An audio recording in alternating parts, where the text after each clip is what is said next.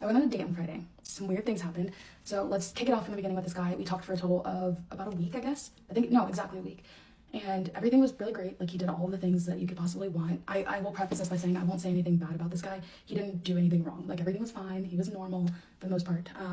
But we did like the normal thing that I like to do of like taking it from the app into a FaceTime. So I asked him, when he asked me on that date on the app, I was like, great.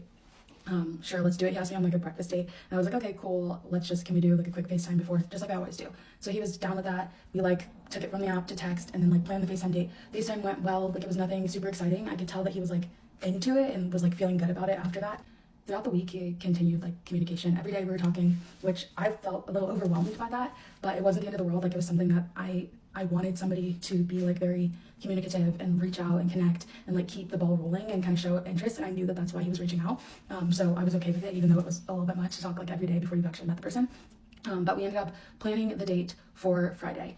So we kind of had like the whole work week to chat back and forth. So that's what we did.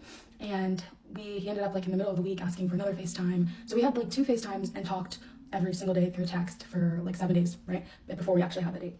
So you would assume that through all of that communication, we would have gotten to know each other not pretty well, or really getting to know each other, but more of like, we have had enough conversation to kind of like get the gist of one another, which we did, but we didn't talk about some of the things that we probably should have, because on the date, everything was fine on the date. I was late, which is my own problem. Not great. I was like 30 minutes late. So he didn't seem too upset. Like, I could tell while he was waiting, he was kind of like, are you close? But I was not close. He was waiting. We like got seated. We went to dinner. It was fine. Everything was fine. He didn't seem upset. He didn't like have a chip on his shoulder about that at all, which was great. So he did not come out to my car to get me though and bring me into the restaurant, but it was like very quick. Anyway, so we have the dinner, everything's going fine. First red flag was when we get up to the table, there's like one side of the table that's a booth and one side that's like table side, like in a chair.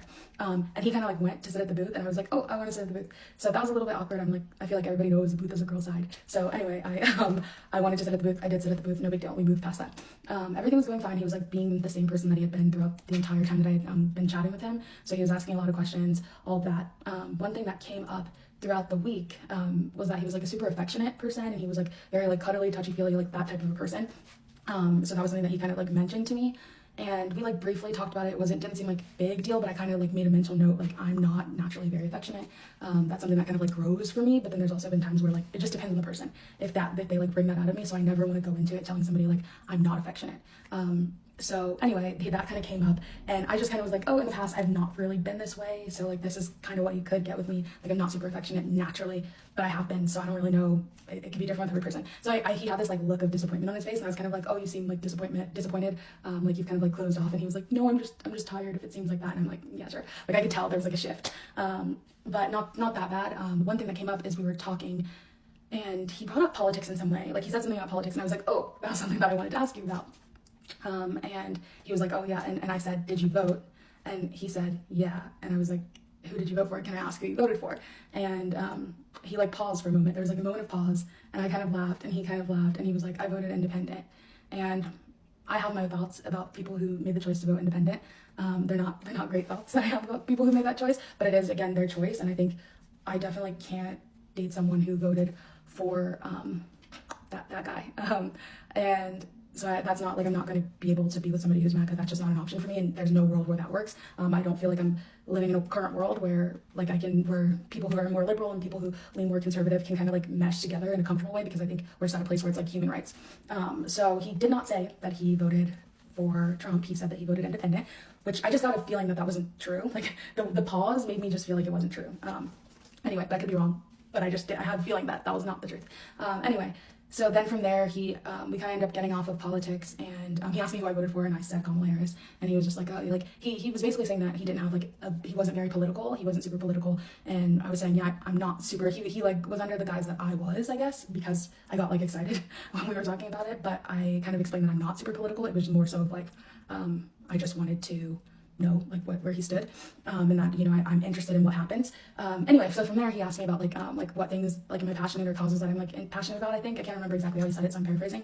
But I'm very interested in women's reproductive health. So I was like, well, this kind of ties back into politics, although I don't really feel like it's a political thing. I feel like it's more of just like a healthcare thing. But it's become political, and so I just asked him what were his thoughts on like abortion, and because that's something I'm super passionate about, and like I donate to those causes. I haven't lately been like spending any time volunteering, but that's like something that I want to put more effort into. And Anyway, he said that he had no thoughts on that because he didn't know much about it, so he had no opinion on it.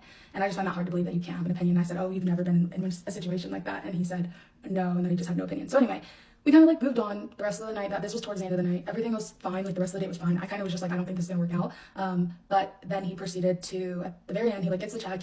And he's like, he pays the check right away. Like before she can walk away, he like stops her and like gives the card. She like runs the card, comes back, and he's like pulls out his phone like as if he's looking at his calculator to calculate the tip. I'm like, interesting, but okay, no big deal. He's calculating the tip, and he goes, "Do you think she deserves a good tip?" And I was like, "Yeah." And he goes, "Oh, okay." Then he goes, "I mean, she didn't ask us if we wanted another drink," which it was like true. Like that's not the best service in the world. But to me, I'm just like, why are we having this conversation? Like you should be giving her the tip that you should be giving her the tip that you feel is right, and like leaving it at that.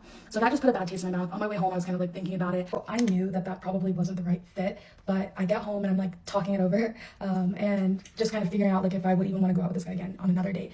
I feel like I was coming to the conclusion like I don't think this is gonna be a good fit. Like the political stuff, that's just not an option. And he says he's independent, but I don't know if I believe it. Anyway, he told me he got home, and then I was just like, oh yeah, I got home too. Thanks for dinner. And then he waited like 20 minutes or something, and then sent me this text. And I just was like, I had just said like, I bet this is him letting me down, and like I hope he doesn't want to go out again. So very interesting. But what do you think?